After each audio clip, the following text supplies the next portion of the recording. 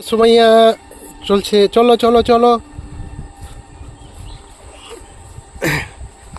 আস্তে পড়িস না, হ্যাঁ? এটা কি সুমাইয়া?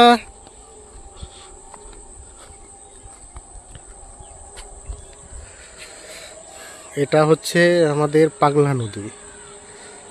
এই নদীতে একদিন মোটামুটি আপনার আনুমানিক 1998 সালের আগে বা 98 সালের আগে প্রচুর এই নদীর ধারে ধান হতো।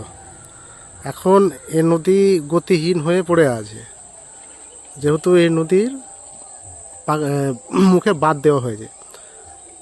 তাই এই নদীর এখন অবস্থাটা দেখতে পাচ্ছেন, দেখেন আপনারা দেখতে পাচ্ছেন কত সুন্দর জায়গায়,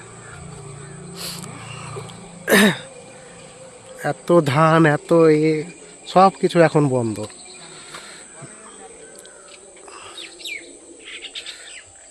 করে সুমাইয়া,